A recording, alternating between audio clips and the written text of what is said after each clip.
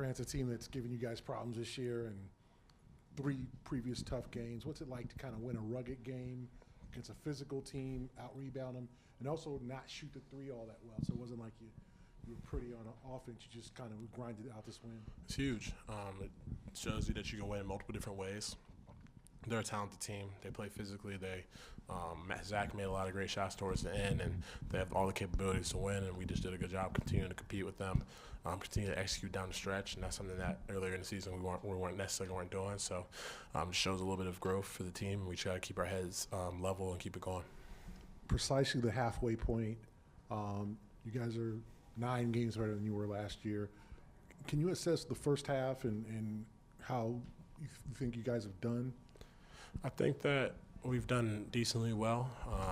Definitely have some drop-offs and some games where we shouldn't have performed the way we did. So we definitely can't say we were perfect by any means. And I think that just shows that throughout the whole regular season, there's going to be ups and downs. It's just a matter of how you respond to them. And I think we're doing a good job of making sure that we're responding the right way, keeping the same mentalities, keeping the same cheer and joy for one another, and getting back to really who we are at the beginning of the season and trying to take that energy onto the second half. Grant, what are the steps you're seeing from Rob each night, and how are you kind of trying to help him reintegrate? Rob's phenomenal, man.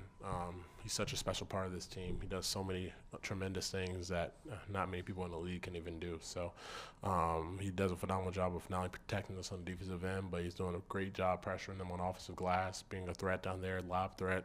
And like JT and JB both said, I think in previous days, we have to continue to include him and continue to get working back into the offense, get familiar with him, understand that there may be opportunities to not only throw lobs, but also drop it off to him to allow him to make a play. And he's a phenomenal passer. That's one of the best things he does in the game. So getting him touches on the ball, allowing us to move off ball and create better actions, so that way we can get not only wide open looks, but also easy dunks and layups and everything else. What ways did DeMar challenge you, and after he went out, how did their attack kind of change? Yeah, DeMar puts so much pressure on your defense just because the tough shots that he takes aren't necessarily tough shots for him.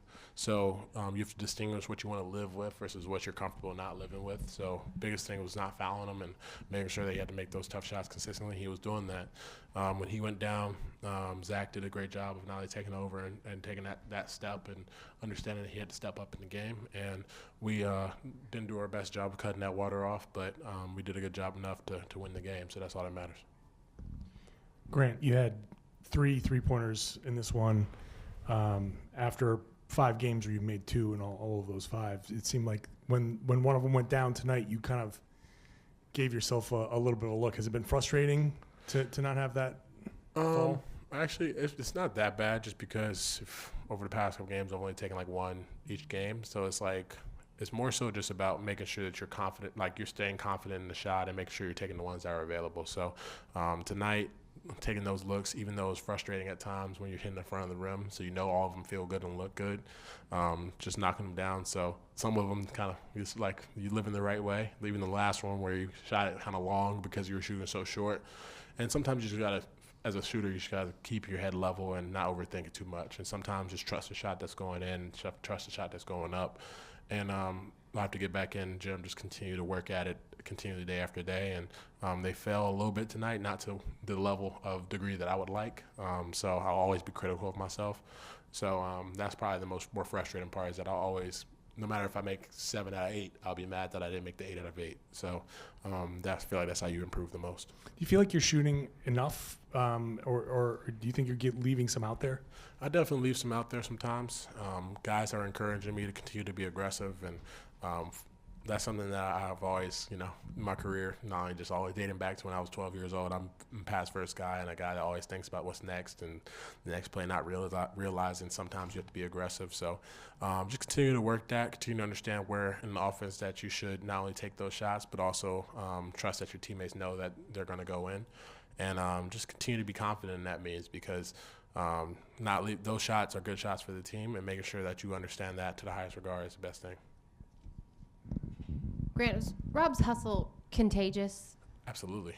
Rob's presence is contagious. Just him being on the floor, the energy, the life, the smiles, the character of person that he is contagious, not only in just the floor, but the room that he walks into. And fortunate enough to have a teammate like him, because even when necessarily you're not playing your best, or even when you're in your own head, he does a phenomenal job of just walking up to you and telling you you're doing your job. You're doing whatever you need to be doing, and just keep your head up. And he's a phenomenal person. So I'm thankful for Rob and the fact that he's back and playing. It's great to see. And you guys knew boards were going to be a key piece to the game, but without Marcus, did you feel like everyone kind of had to raise their level of intensity a little bit? Yeah, we definitely miss Smart. He's such a vital part of this team, and it's definitely one of those things. Just we have to, as no matter how long he's out, just next man up mentality. Come out and play as hard as we can. Bring that tenacity and effort that he continually brings every single night.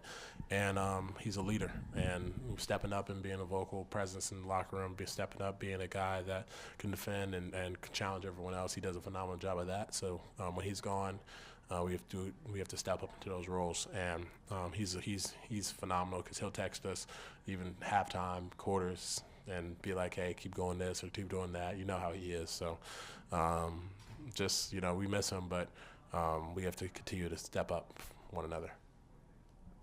You also matched your regular season high tonight with 20 points. Does your improved ability off the dribble help you, whether it's to, with your confidence or stay aggressive on a night where threes aren't falling?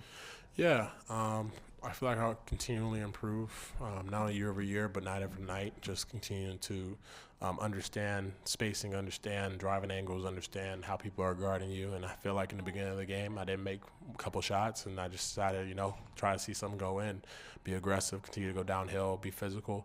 And then the rebounding helps too. When you're doing a good job of being physical and getting extra opportunities for your team, or even finishing the opportunities on the other end, on defensive end, it allows you to feel more comfortable in the flow of the game. So that's something I have to continue to do, because at times that lacks.